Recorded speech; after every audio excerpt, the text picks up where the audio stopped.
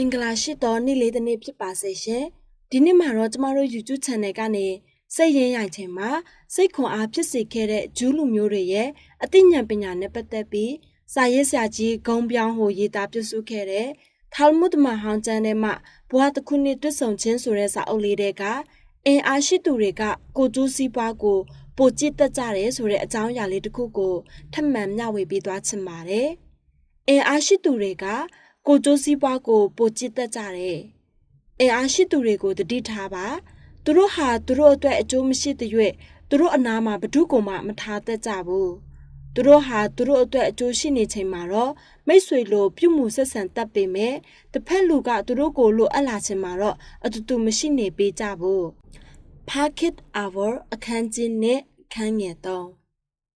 အင်အားရှိသူတွေကိုတတိထားပါဆိုတဲ့ထာလ်မုဒ်မဟောင်းကျမ်းရဲ့အကြံပြုချက်ကတော့လူစိတ်တဘောရဲ့အရေးပါတဲ့သစိတ်တစ်ပိုင်းကိုပညာသားပပထောက်ပြထားတဲ့စကားဖြစ်တယ်။ဒီနေရာမှာအင်အားဆိုတာကတော့ငွေကြေးလည်းဖြစ်နိုင်တယ်လို့အာဏာလည်းဖြစ်နိုင်တယ်လို့နာမည်ကုန်တင်းလည်းဖြစ်နိုင်တယ်။တခြားသူတွေအားကြရတဲ့အရာတစ်ခုခုကိုပိုင်ဆိုင်ထားတယ်ဆိုရင်အဲ့ဒီလိုကိုအင်အားရှိသူလို့ခေါ်နိုင်တယ်။အင်အားရှိသူတွေဟာသူတို့လိုက်လံရှာဖွေနေတဲ့ရည်မှန်းချက်ပန်းတိုင်ကိုအောင်မြင်စွာရယူသိမ်းပိုက်တဲ့နေရာမှာအောင်မြင်မှုရလဒ်ကြီးစားကိုစုခုရရှိထားကြသူတွေဖြစ်တယ်။သူတို့စီမှာအကျိုးထိရောက်မှုရှိတဲ့ကိုယ်ပိုင်နည်းလမ်းတွေရှိကြပြီးအဲ့ဒီနည်းလမ်းတွေကိုလက်တွေ့အသုံးချကသူတို့ရဲ့ရည်မှန်းချက်ပန်းတိုင်ကိုအောင်မြင်စွာရယူသိမ်းပိုက်ခဲ့ကြတာဖြစ်တယ်။ဥပမာအနေနဲ့အာဏာကိုစုပ်ကိုင်ထားတဲ့နေရာမှာအောင်မြင်မှုရရှိခဲ့သူတယောက်ရှိတယ်ဆိုပါစို့အဲ့ဒီလူဟာအာဏာကိုအရယူတဲ့နေရာမှာအကူအညီဖြစ်စေခဲ့တဲ့လူတွေကိုကြိုက်တွယ်ထင်းချုပ်တတ်တဲ့ကိုပိုင်အထူးစွမ်းရည်ကိုလင့်ကျင့်မွေးမြူလာခဲ့သူဖြစ်တယ်။သူစီမှာသူ့ပတ်ဝန်းကျင်ကလူတွေကိုကြိုက်တွယ်ထင်းချုပ်တဲ့နေရာမှာထူးချွန်ပြောင်မြောက်တဲ့အရေးချင်းရှိနေမှာဖြစ်တယ်။လူကိုကြိုက်တွယ်ထင်းချုပ်တယ်ဆိုတဲ့အရာကလူကိုစေခိုင်းတာဒါမှမဟုတ်လူကိုအသုံးချတာလို့ပြောနိုင်တယ်။အာဏာရှိသူတွေဟာအလုပ်ကိစ္စတာမကပဲလူတွေနဲ့မိတ်ဖွဲ့တဲ့နေရာမှာရောအဆက်အသွယ်ဖြစ်တဲ့နေရာမှာပါတိကျပြတ်သားတဲ့အတွက်ကြောင့်အောင်မြင်နိုင်ခဲ့ကြတာဖြစ်တယ်။ချမ်းသာကြွယ်ဝမှုပေါင်းများစွာကိုအောင်မြင်စွာရယူသိမ်းပိုက်တဲ့နေရာမှာအောင်မြင်မှုရရှိခဲ့ကြသူတွေကလည်းပဲပတ်ဝန်းကျင်ကလူတွေကိုကြိုက်တွယ်ထင်းချုံနိုင်တဲ့အထူးစွမ်းရည်ကိုပိုင်ဆိုင်ထားခဲ့ကြမှာပါ။သူတို့ဟာမိမိကိုအထောက်အကူပြုနိုင်တဲ့လူတွေကိုစစ်စစ်ခွဲထုတ်တတ်တဲ့အရေးချင်းပိုင်းမှာထူးချွန်ယုံသားမကလူတွေကိုကြိုက်တွယ်ထင်းချုံနိုင်တဲ့အရေးချင်းလည်းရှိကြတယ်။ကိုယ့်အတွက်အသုံးမဝင်တော့တဲ့လူတွေနဲ့ဆက်ဆံရေးကိုပြက်ပြက်တသားအဆုံးသတ်ရမှာကျွမ်းကျင်ကြတယ်။အင်အားရှိသူတွေဟာအစကတည်းက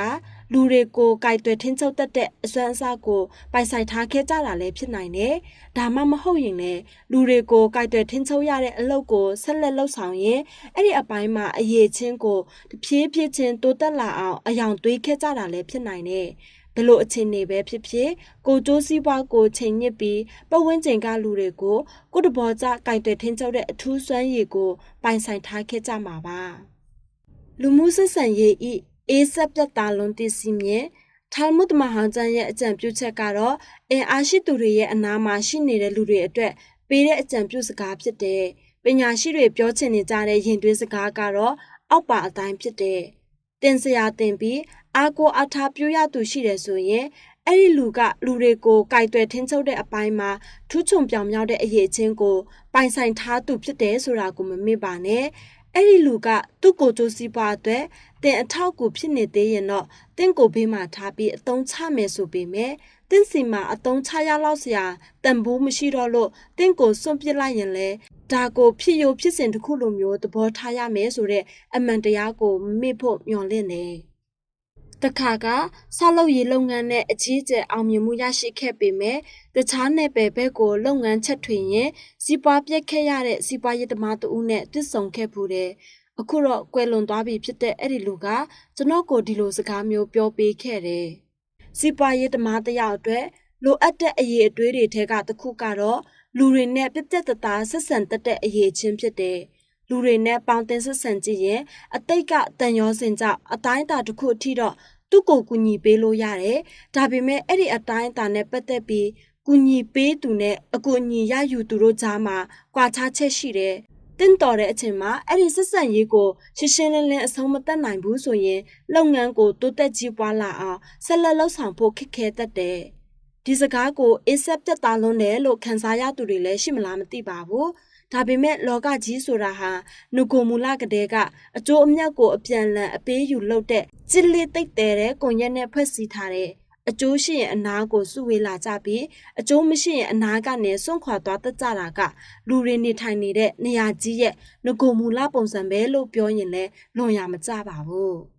ထာလ်မုဒ်မဟောင်းကျမ်းကရှစ်ကကိုးကားစာနဲ့ဆင်တူတဲ့အောက်ပါအကြံပြုချက်တစ်ခုကိုလည်းပြောပြပေးထားတဲ့